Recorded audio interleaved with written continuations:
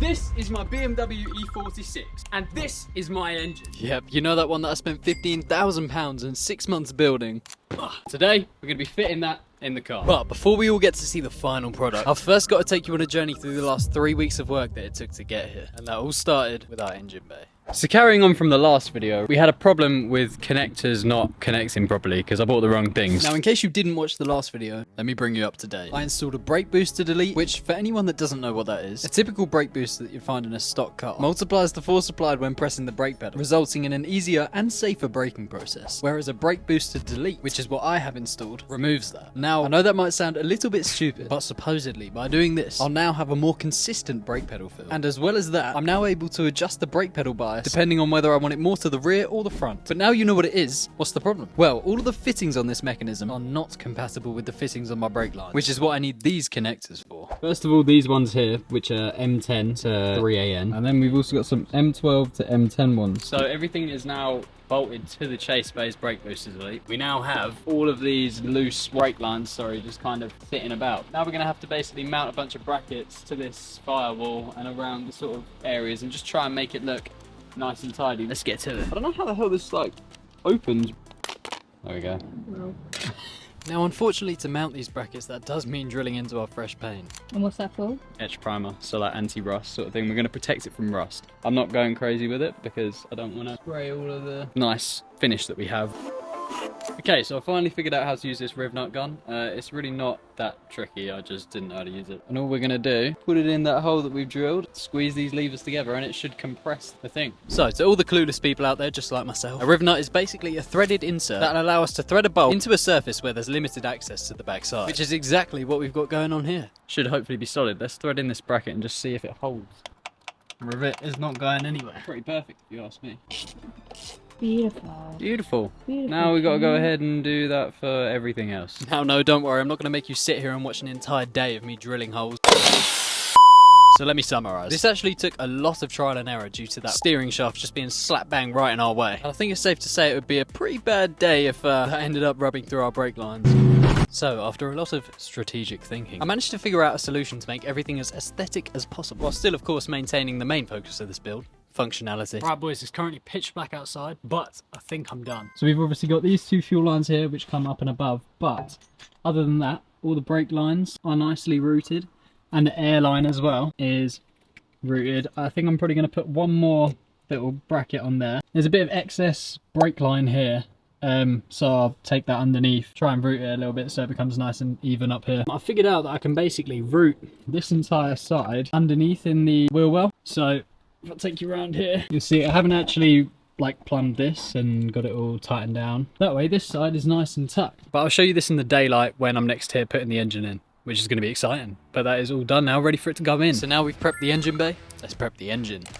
Right, welcome back, boys. It is now the following day and we are at the unit with the engine. We now have the very final things that we're going to be installing to our engine. To install most of these, we actually need to get the engine from its current stand onto the engine crane. But before we go ahead and do that, we do have some bits that we can fit to it, and that is wiring. Now, supposedly, everybody says you must use BMW sensors, right? The original stuff that came on the car, otherwise your ECU doesn't quite pick it up properly. But because I'm going to be running an aftermarket ECU, some good quality sensors that aren't original should work perfectly fine. Which is why I've gone with all of this Vimo stuff. Now, Vimo actually makes a few of the sensors which originally came on the engine, which is why I went with these. And I've heard they're good quality, so hopefully they do the job. If not, then I'll have to bite the bullet and buy the original ones, but it's silly expensive. Up here, we've got our rear main seal. A new Jesus bolt, as apparently these stretch and you need to get a new one. This is a new bearing, I think, for the back of our crankshaft. Our steering fluid reservoir, along with its bracket, which mounts to the engine. Just thought we could install that, because why not? And then this twin disc clutch flywheel thing that I got from Hopwood. I don't know the exact name of it. So we've definitely got a bit of a task on our hands here, but once this is done, we can officially take the engine from here,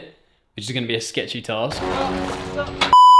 to the car's location and then install it. So this is going to be a massive process. Let's do this. Now, in all my experience building cars, which doesn't stem that far considering this is the first car that I've ever built, I hate wiring. I'm actually dreading the day where I have to wire this thing to the car. This one's super easy, just slides in. But I'm sure with all the help that you guys are going to give me, because you guys are like the only mechanically minded people I know, I'm sure we'll be able to manage. Oh, and on the topic of help, if you're watching this video and you haven't yet subscribed, what the bloody hell are you doing? Do it. It's free. So the final sensor that we have to fit is actually underneath of the engine, and that is our oil level sensor. This was actually broken before. Yes, I did have an oil leak, but my oil was not as low as that sensor was showing. Literally the entire reason I stripped apart my car was because I had an oil leak. It was an impulse decision one day, and I took it a bit far, and here we are. But let's replace that oil level sensor. Let me not forget, let's install our nice new power steering reservoir. Should be nice and easy, let's quickly do that. So here we have the bracket that holds this in place, and the two nuts that go with it. Hopefully this goes in. It's a nice feeling to be able to sort of say, you know, I did this on my own. And once again, as I always say, if I can do this, then you 100% can. Here's me, a window cleaner with no qualifications, no mechanical background, putting an engine together. You should always try something before you pay somebody else to do it, in my opinion. Obviously, sometimes that will cost you more money, but it's something that you can be proud of yourself for, and something that you can say, I gave it a go and I did that. So, do it. I actually didn't speak about this in the engine build video, but this is going to allow me to run AN fittings to this and make it all nice and more beautiful. Now we could move the engine over. This is going to be a pain, but let's do it. Let me just say, one wrong move here, and that's £15,000 down the drain. And as if that wasn't terrifying enough, we've still got the impending doom of actually trying to get this from the unit to the car, which is coming up pretty soon. It's genuinely the scariest thing I've ever done.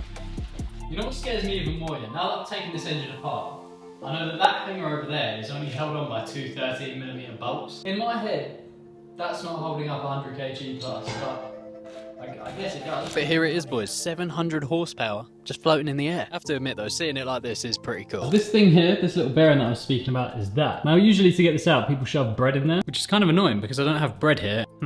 Interesting. Actually, I've had a thought. What we can do is install the rear main seal as it goes around this. So we'll still be able to access that, we just can't put the clutch on. So to install this, super simple. I just cleaned up the area. Then to get the perfect seal around the crankshaft, thankfully it came with this little installation tool, which definitely made things a hell of a lot easier. Also, quick heads up, you're meant to lay down a beater sealant where the oil pan meets the block. Don't worry, I did go back and do this after I saw a video, so don't worry, it will be fine. But of course, then it was time to torque down the bolts, making sure to not forget these bottom two. Rear main seal installed.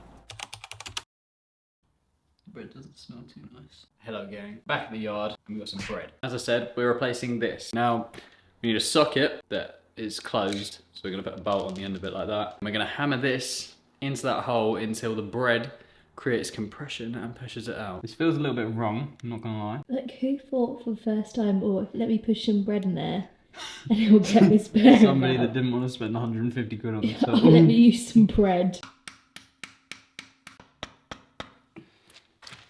I really hope this works.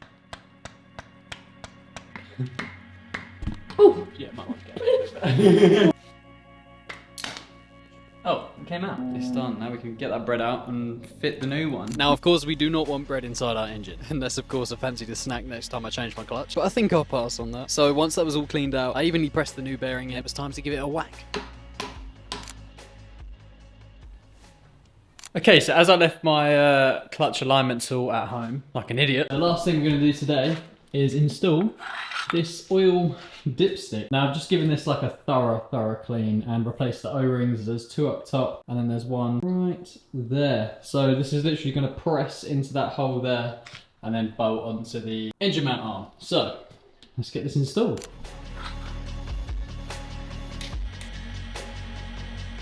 Whoa, whoa, whoa. This came around super unexpected. I'll explain why in a sec. But it was time for stage 3, transport. All right boys, big day. My dad's helping us. Say hi mate. Boom!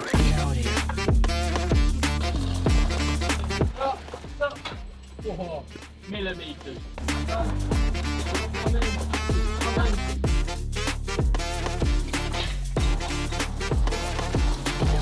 Terrified mate, that is horrific. Awful. So once the engine had been manoeuvred onto the back of the trailer, I took a moment to comprehend what the hell was going on, whilst Mr. Baldy over there strapped everything down. I'm putting my full faith in him right now, so hopefully nothing goes wrong. This is terrifying. Basically, my dad's going on holiday tomorrow, so dragging him into it now, and I have to fit the clutch when I'm at the car, basically. But this is Stressful, mate. 15 grand and 6 months of work just sitting on the back of some rickety old trailer. Honestly, wish me luck. I'll see you on the other side. Fingers crossed nothing falls out. Boys, we made it. Yeah, you're good. Yep, that's right, boys. We actually made it. And the engine is still in one piece. Thank God, we are so close to putting this thing in the car. Now, I don't know about you, but I'm pretty gassed to see this thing go in. That was the most stressful situation of my life, but it's finally here, ready to go back in the whip. If you're transporting an engine, whatever I just did there, ignore that. All right, that was not professional. You don't want to risk messing up all your hard work. So maybe bubble wrap it. Honestly, I had no time. I got there, he was already waiting for me. He was like, right, let's do this. Let's get this done. Come on, hurry up. I got to go home and pack. So it's here and it's ready for the next step, which is going to be actually whacking it in the car. That's going to be a whole nother process in itself. So cut to that.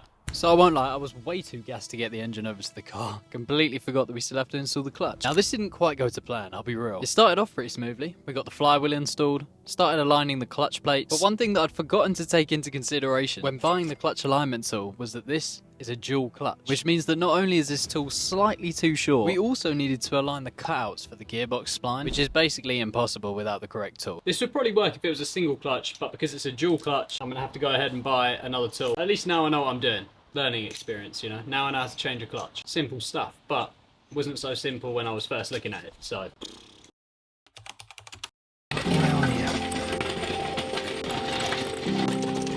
100%, it's all ready to be clipped in and everything. Well, I hope so. You've got to pump it up, don't you know, pump it up.